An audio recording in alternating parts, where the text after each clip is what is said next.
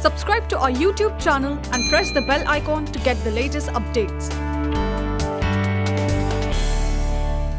Hello everyone, I am Dr. Sanjeev P. Sahani and today we will be discussing about benevolent sexism and its widespread prevalence. Sexism is the prejudice or discrimination against a person or group based on their sex or gender. It can also be understood as an ideology or a belief that one sex or gender is superior to another. It can be seen in the form of different behaviors, conditions, or attitudes that foster certain stereotypes or social roles based on the sex of an individual. For the purpose of better understanding and grasp on the issue, the theoretical framework divides sexism into subcategories: hostile sexism and benevolent sexism.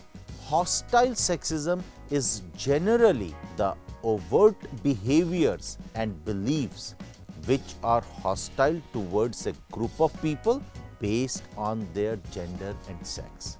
Hatred of a woman, or what we call as misogyny, is one such common example of hostile sexism.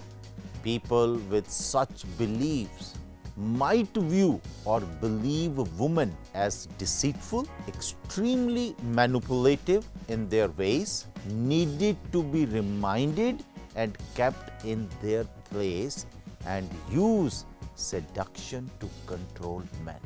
Research suggests that hostile sexism is one of the significant risk factors for sexual harassment and gender-based violence or domestic violence.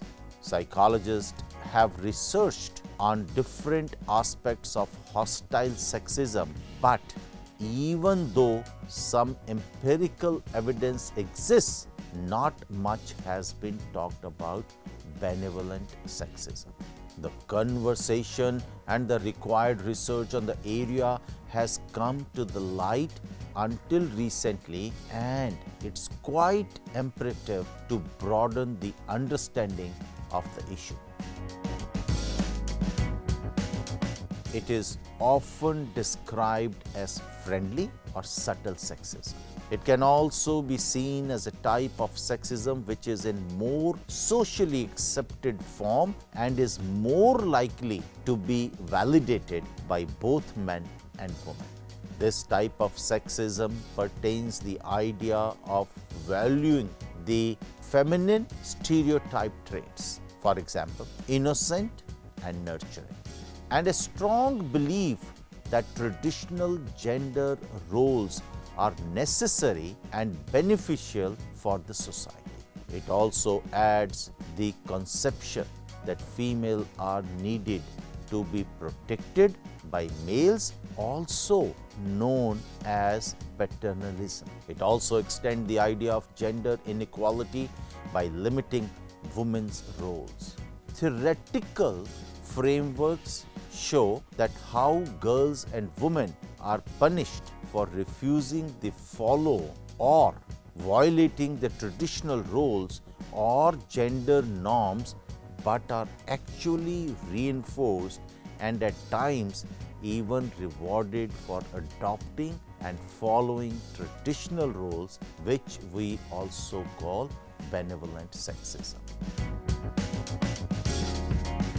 In general, we could see benevolent sexism when a woman's value is seen as conditional to her role as a mother, wife or partner, or as a girlfriend.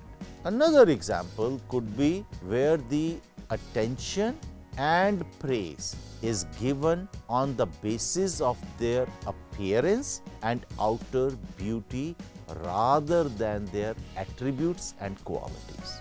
In addition to that, often there is an assumption that comes to the light that the person is a secretary, nurse, or an assistant and not a manager. Engineer or doctor based on their gender. It increases to the ideologies that a woman should not take care of themselves, enjoy on their own, or even do something for themselves, such as driving a car or taking care of their own finances. It is also seen in practices where people support policies that make it difficult for women to work or deviate from their tradition restrictive roles.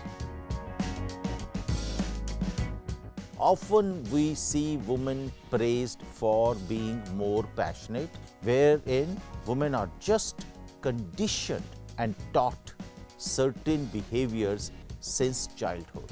They are made responsible for actions of other people around them and forced to handle extensive emotional labor, sometimes for the entire family. It also puts forward the notion that men are supposed to be more aggressive, and if women behave or act as assertive and straightforward, they are punished or referred to as bossy, cold, or too harsh. It also adds that women are more intuitive, which implies that don't take decisions practically or with logic. This argument is often used to refuse them higher positions even when they are more competent for the position. The idea is very commonplace that women are supposed to be clean or good with household chores, which ignites the belief system that men are generally shabby and incompetent and cannot do the household chores, whereas they are actually never taught them because of this idea that they are inherently sloppy and mismanaged. That's it for today. Keep watching JIBS Infotainment. Thank you.